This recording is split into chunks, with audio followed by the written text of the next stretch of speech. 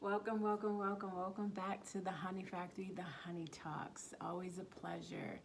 It's all about encouragement, motivation, and instruction, whatever help that we can give. So, how do we usually start this off? We started off with gratitude. So, of course, we take a moment of gratitude. You cannot really live life to its fullest and really appreciate it without giving your gratitude for where you are, what you've come out of, the things that you've accomplished, the things you've seen, and things that have not touched you, that you've seen that have been around you, but you still have survived.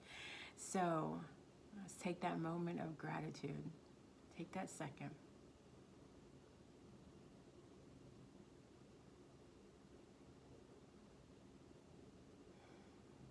Bless God.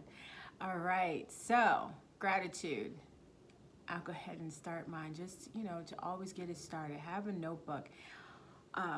Write it down in the morning. Take those few minutes in the morning to give thanks, to take a moment to take a deep breath in, to appreciate that you woke up, because some people didn't wake up the next day.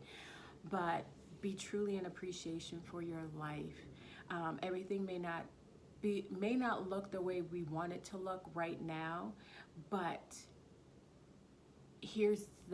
our gratitude allows us to see what we were, where we were, what we were in, and to appreciate where we are, and that because of that, it gives us hope for the future of other great things to come in our lives.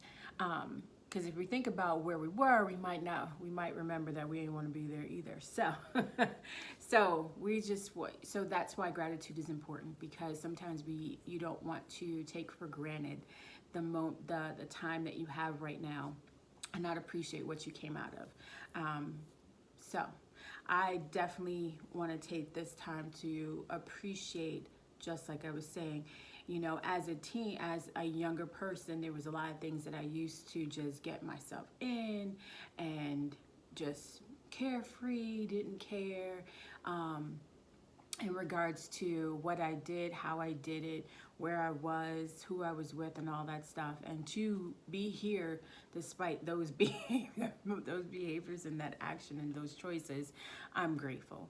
I'm grateful that my angels continuously are encamped around me, and that God does God stands on his word, and he does what he says. He's there. You will never forsake me. Never leave me nor forsake me. So in that, there is definite gratitude of knowing I've survived, and you did too. If you're here, you survived. You survived another day.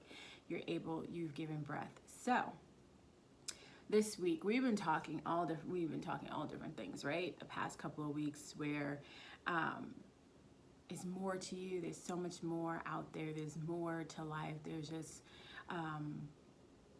so much that we can gravitate to. And now it's like really looking at who you are and how we've been created. And we've been created to be the light and the salt of the earth, right? So what happens with salt? It seasons. With any type of salt, whenever you're trying to cook something, you season it up. What's the first thing you grab is salt, right? We bring that flavor. So that's what you are. You're a flavor to your environment, to those that are in your circle, for those that you have been planted to be near, whether it's at work. It might not be your whole entire job, because sometimes, you think, oh, maybe I was called to my job and come to change it. No, sometimes it just comes down to, here's that coworker that may have not had a friend and now they have someone to talk to. It may be a growth thing in you, where there's some things that you need to learn there that you wouldn't have learned anywhere else. But it's in you being there that people are encouraged. Like, isn't it great when you hear someone say, oh, I'm so glad to see you, and actually mean it? That I smile when I see you smile. That's us being that light, that salt. Being a light, like he talks about in the Bible. Do you put a light underneath the bed? Do you put it somewhere where it can't be seen?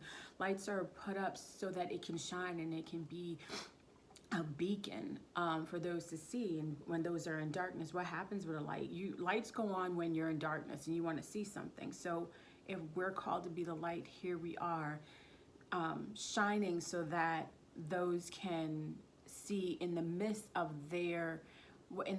whatever is going on, that hear you, that is a glimmer of hope. Because why? It's from your experience. You continue to live a life daily so that you can present your experience and present your journey, and someone can then say, if they can do it, I can do it too. If they survived, I can survive too. I understand sometimes that's a hard place, for a lot of us to hear, because I've been in that place where someone has said it and be like, I mean, you can't do what I do, but it's not about that. It's not, and that's a compliment actually, to say that they feel encouraged by your life, by your experience, by your triumph, by you surviving, that it gives them hope to do so. Not as a demarcation or something terrible, or to say that you are not as great as you are or have done some amazing things, but that you are a glimmer of hope. That's really what is being said and being translated. So you take that encouragement and you keep moving to your next destination, and you keep pushing, and just watch. And that's why a gratitude notebook is important, because you get to see what those things are, that you've done, that you've accomplished, and you get to go, oh dang, I did that. I wasn't expecting that. I can't believe I did that. Yeah, that type of stuff. So we shine bright, but we don't just shine. Of course, like this discussion is about shining bright. We don't just shine just to be pretty and to say, look at me, but we shine so that we can be that glory that God gets. We are a vessel for him, an open vessel, so that he can flow through us and do some amazing things through our lives, so that we can be a testimony for him, and be able to say, see, because I trusted and I believed and I had that faith and that hope, I was able to do these things. So we live our lives not just for ourselves. We live our lives for our family. We live our lives for those that are around us, for everybody that is in contact with us along our journey, whether or not it was when we were 5 years old, 10 years old, 15, 20, 25, 30, 35, whatever it was. There's somebody in your past life, even good or bad, even when you were doing something not so great. Because I can think of plenty of times when I was like, yeah, so that's not a great thing that I'm doing, and I don't want anybody to keep following me in that footsteps.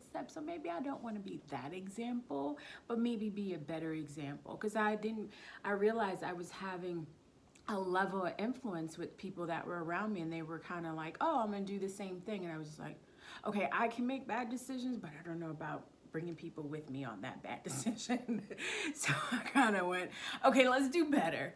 Because if I can do better, then that means there's better, people can turn to have better lives, rather than, I know how to get myself out of this mess, or who to believe in. I knew to believe in God to get me out of that mess. But that doesn't mean that same coverings over you, that same grace. So so that is key. We also want to watch who we follow, but also watch how we live our lives, because there are somebody who's watching us. Not saying you have to be a saint. Let's not get it twisted. You got yourself in a knot trying to be this perfect person. It's not about being a perfect person. It's about living out that destiny.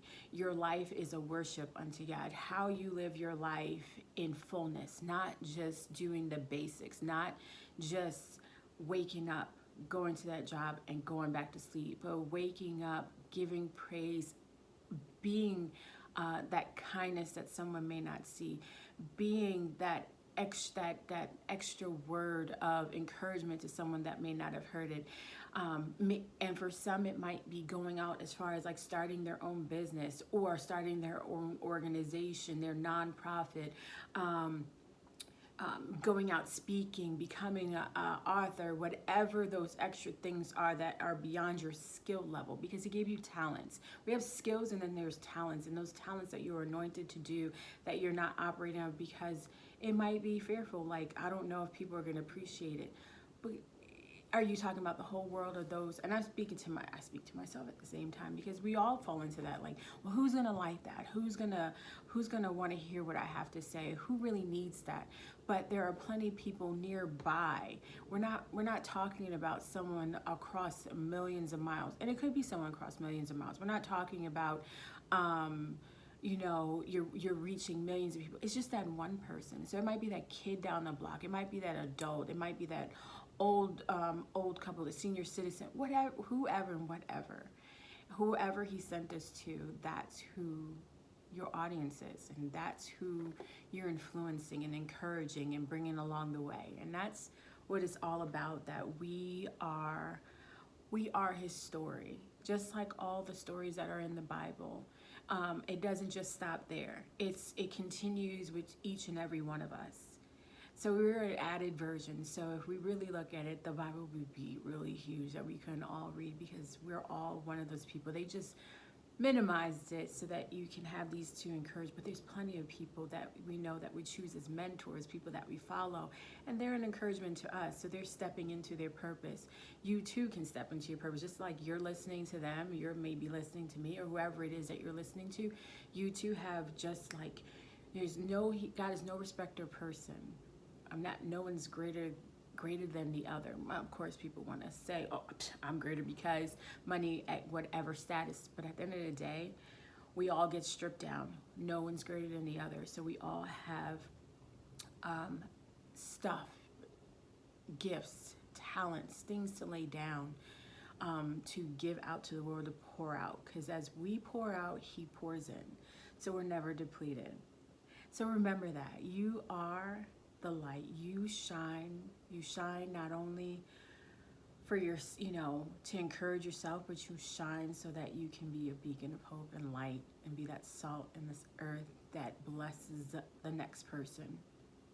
So I hope to see you next week. It's always a pleasure to come before you and be an encouragement, be a motivation.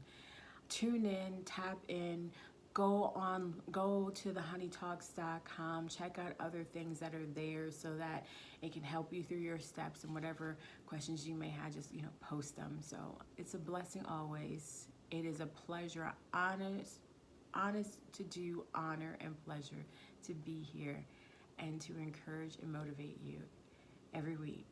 Have a great one. Blessings.